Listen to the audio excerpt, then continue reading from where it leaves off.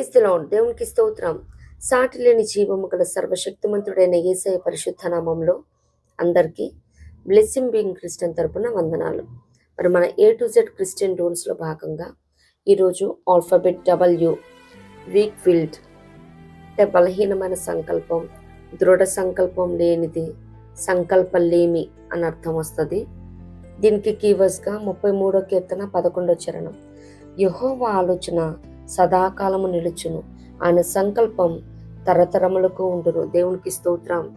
మరి ఇప్పుడు చాలామంది కెరీర్లో మంచి అచీవ్మెంట్స్ చేసిన వారు వాళ్ళందరూ మరి చిన్నప్పటి నుంచే ఏదో ఒక గోల్ పెట్టుకొని వారు చిన్ననాటి నుంచే సాధన చేస్తూ సక్సెస్ అయి సెటిల్ అయ్యారు. దేవునికి స్తోత్రం.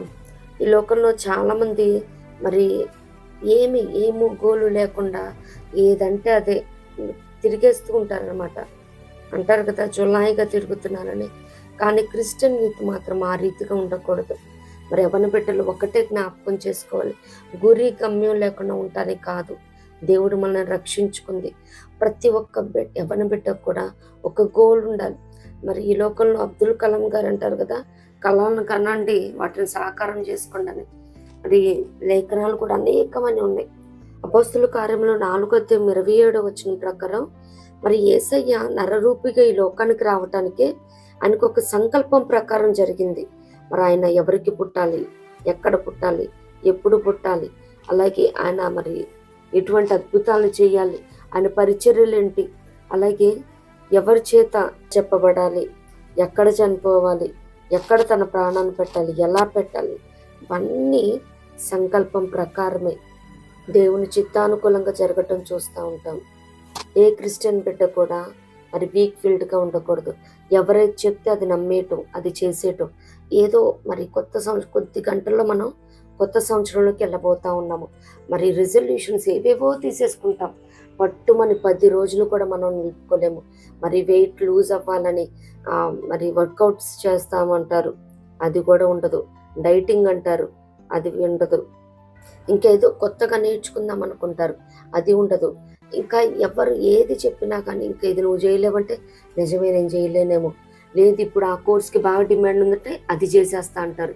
లేదు ఇది డౌన్ అయిపోతుందంటే ఇది వద్దంటారు. ఒక్క దాని మీద స్థిరత్వం అని ఉండదు. మరి 10th క్లాస్లో ఒకటి అంటారు గోలు, +2కి వచ్చేసరికి అది ఇంకోటిలా మారిపోయింది, గ్రాడ్యుయేషన్ లెవెల్లో ఇంకోలా మారిపోయింది. ఇంకా ఏజ్ పెరుగుతున్న కొద్దీ ఏదొస్తే అదే, ఇంక ఈ వయసులో సాధించేది ఏముంది అనుకుంటారు. ఏ ఒక్క క్రిస్టియన్ కూడా ఈ రీతిగా ఏం లేకుండా కాంప్రమైజ్ అవ్వటానికి లేదు. ఎందుకంటే నిన్ను నన్ను రక్షించాడంటే, అసలు పుట్టించాడంటేనే అనాది కాల ప్రణాళికలో ఉన్నాం. మరి ఎంతమంది కడుపులో ఉండి అబోట్ అయిపోవటం లేదు. కానీ మనల్ని పుట్టించి తల్లి గర్భాన జన్మింపచేసి ఇంత చదువులు చదివించి మరి ఈ రీతిగా ఒక స్థితిని స్తోమతనిచ్చాడంటే మరి మనకంటూ కంపల్సరీగా ఒక స్థిరమైన నిర్ణయం, పట్టుదల కలిగి ఉండాలి. గాలికి ప్రయాసపడినట్టు ప్రయాసపడకూడదు. ఏదో చదువుతున్నాం అయిపోయింది చల్తే అనుకోవటానికి లేదు. ఇది ఇప్పటితో పోయేది కాదు. ఏదైనా అది నాట్ ఓన్లీ ఎడ్యుకేషన్, బిజినెస్ కూడా పెట్టకముందే అనేకమైన ఆలోచనలు వస్తాయి. నేను బ్రేక్ ఈవెన్ పాయింట్ ఎన్ని సంవత్సరాలు రీచ్ అవ్వగలను, లాభాలు వస్తాయా, నష్టాలు వస్తాయా, అట్లీస్ట్ నా ఇన్వెస్ట్మెంట్ నాకు వస్తుందా, రిటర్న్స్ ఏ రీతిగా ఉంటుంది, ఇవన్నీ ఆలోచిస్తూ ఉంటారు. నిజంగా ఆలోచించాలి. కానీ ఒక బిజినెస్ అంటూ అనుకున్నామంటే ఇంకా దాంట్లో మునగటమే. సామెతలు 31లో చూస్తాం కదా, గుణవతి అయిన భార్య తన వ్యాపార లాభము అనుభవముచే తెలుసుకున్నానంట. తెలుసుకోవటమే. ఒకసారి మునిగామనుకోండి, నష్టం వచ్చిందంటే ఓకే నేను ఇది ఫాలో అయ్యాను, ఇది ఫాలో అవ్వకూడదు, ఇలా వెళ్ళాలి అని తెలుస్తుంది. లేదు మొదటిసారి లాభం వచ్చిందంటే ఓకే నేను ఫాలో అవుతున్న ఫండా మంచిదే, కరెక్టే, I can continue and I can carry on అని అనుకుంటారు.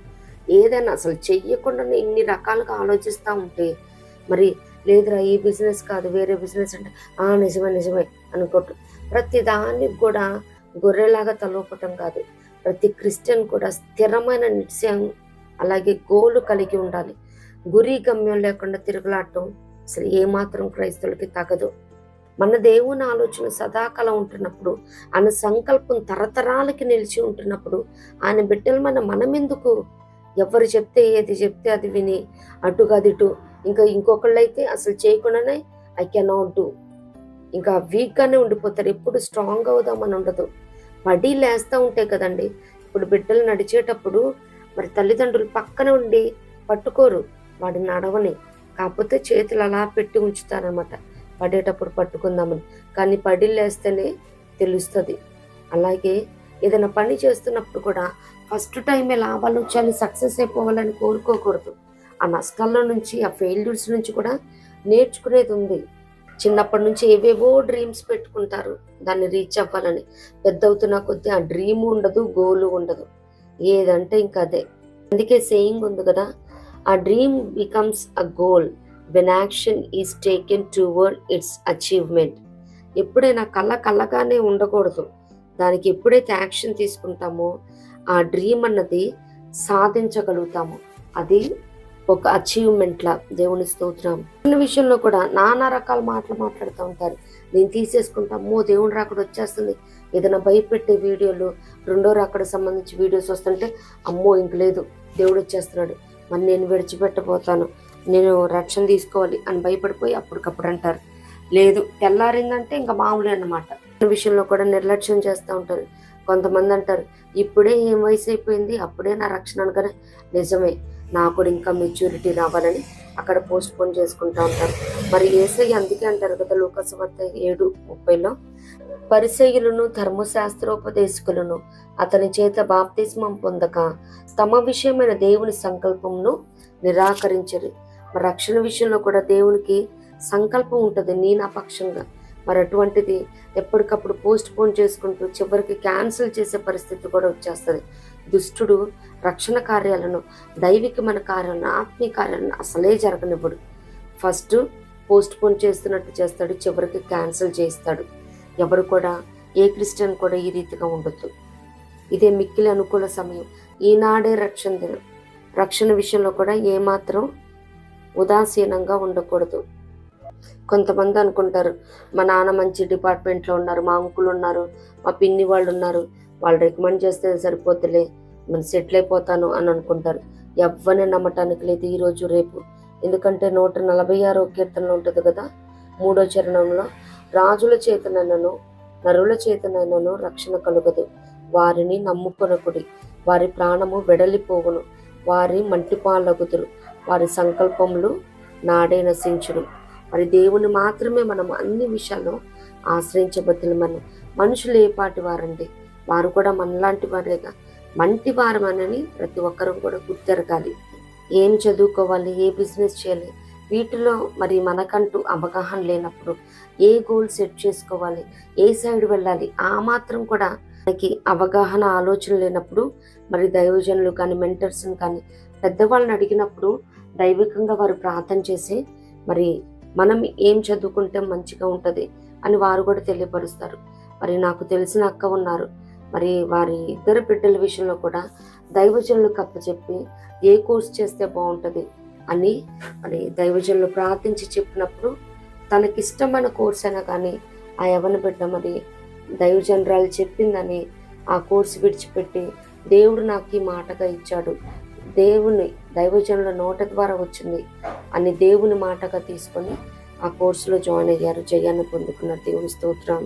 మరి మనం కూడా ఆమోసు గ్రంథంలో చూస్తాం కదా, 3వ అధ్యాయము 7వ వచనం, తన సేవకులైన ప్రవక్తలకు తాను సంకల్పించిన దానిని బయలుపరచకుండా ప్రభు అయిన యెహోవా ఏమీయూ చేయడు. దేవునికి స్తోత్రం. మరి ఇలానే అబ్రహాం గారితో కూడా ఆదికాండము 18వ అధ్యాయం 17వ వచనంలో, నేను చేయబోవున్నది అబ్రహామునకు దాచేదనా అంటా ఉన్నాడు. సొదొమ గొమొర్రా విషయంలో చెప్పటం, మరి అక్కడ లోతు కుటుంబం కోసం మొరపెట్టుకున్నప్పుడు ఆ ఉగ్రత నుంచి కుటుంబాన్ని దేవుడు విడిపించడం మనం చూస్తూ ఉంటాం. దేవునికి స్తోత్రం.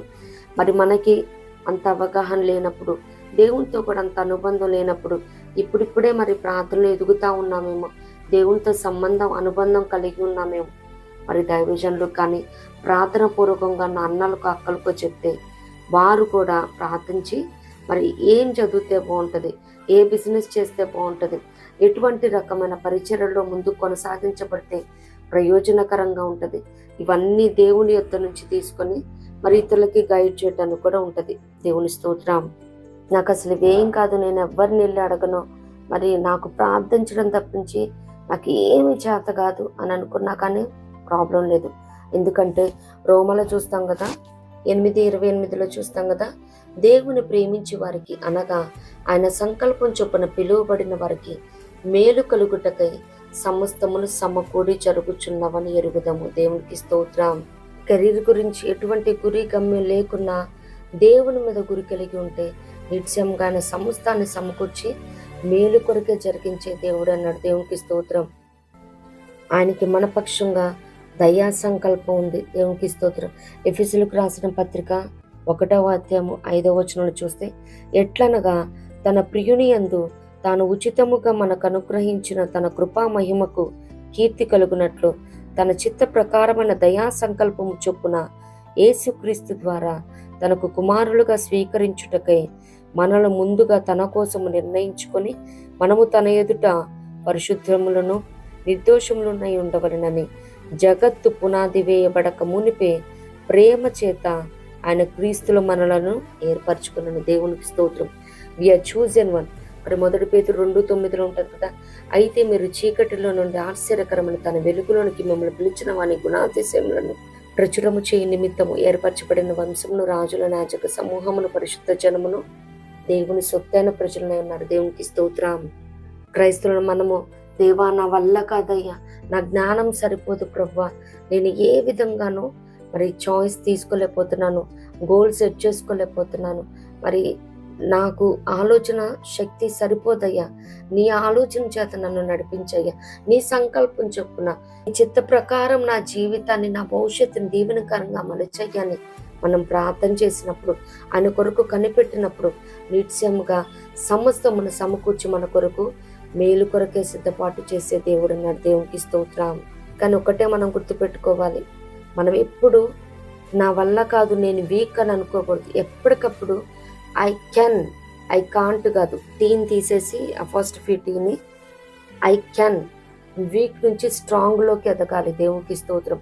ఎందుకంటే ఫిలిప్పి 4:13 ఉంటుంది కదా, నన్ను బలపరచువాని అంది నేను సమస్తమును చేయగలను. దేవునికి స్తోత్రం.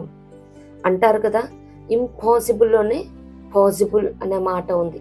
అయ్యాం తీసేస్తే, నేను అన్న తీసేస్తే, దేవుణ్ణి అక్కడ పెట్టినట్లయితే కంపల్సరీ. ఎందుకంటే మన వల్ల ఏం కాదు, మనమే ఏమీ సాధించలేము. దేవునికి ఇంపార్టెన్స్ ఇచ్చినప్పుడు, ఆయన ప్రార్థించినప్పుడు, ఆయన నమ్ముకున్నప్పుడు నిత్యంగా నా జీవితాలని ఆశీర్వాదకరంగా మలుస్తారు. దేవునికి స్తోత్రం. లైఫ్లో హైట్స్ రీచ్ అవ్వాలంటే ఛాలెంజెస్ ఉండాలి, గోల్స్ ఉండాలి. అవి లేనప్పుడు నీ జీవితంలో గాడ్ అన్న ఉండాలి, గాడే ఉండాలి. దేవునికి స్తోత్రం. దేవుడే నీ గమ్యం అన్నప్పుడు అన్ని విధాలుగా సమృద్ధితో దేవుడు సమకూర్చే దేవుడు అన్నాడు. దేవునికి స్తోత్రం. మరి హెబ్రీలో ఉంటుంది కదా 12:1 నుంచి, విశ్వాసంను కర్తయ్య దాన్ని కొనసాగించేవాడు నాయన, యేసు వైపు చూచుచు మన ఎదుట ఉంచబడిన పరుగు పందెంలో బహుమానం పొందినట్లు ఓపికతో పరిగెత్తుదాం. మరి వెనుకున్నవ మర్చి ముందున్న వాటి కొరకే వేగిరపడదాం, గురి ఎద్దుకే పరిగెత్తుదాం. దేవునికి స్తోత్రం. సంవత్సరాలు గడిచిపోతా ఉన్నాయి, కొద్ది గంటల్లో 2026లో కూడా వెళ్ళబోతా ఉన్నాం. ఇదే వీక్ ఫీల్డ్ మైండ్తో ఉంటే, ఇదే బలహీనమైన అసలు సంకల్పం లేని జీవితంతో ఉంటే ప్రభువుని ఏ రీతిగా మనం దర్శించగలం? పరలోకమే మన గోలే ఉన్నది, దేవుని ముఖ దర్శనం చేయటమే మన గోలే ఉన్నది. మరి వీటితో పాటు భూలోకంలో మనం జీవిస్తూ ఉన్నాం కాబట్టి ఆయన ముఖ దర్శనం చేసే వరకు ఈ భూలోకంలో మన జీవనం కొనసాగించాలి. కాబట్టి గోలు గమ్యం లేని జీవితం నిర్జీవమే. రోజు ఆయన అద్భుతాలను పొందుకుంటే ఎక్సైట్మెంట్తో ఎంతజియాజంగా ఫీల్ అవ్వాలంటే గోల్ అంటూ కలిగి ఉండాలి. దేవునికి స్తోత్రం. యేసయ్యను చూస్తూ ఐ కాంట్ నుంచి ఐ క్యాన్లోకి, వీక్ నుంచి స్ట్రాంగ్లోకి అవ్వాలి. దయా సంకల్పం చొప్పున మన భవిష్యత్తుని దీవెనకరంగా మలుచునుగాక. ఇట్టి కృప ప్రభు మనందరికి అనుగ్రహించునుగాక. ప్రభు కృప మనందరికి తోడైండునుగాక. ఆమేన్.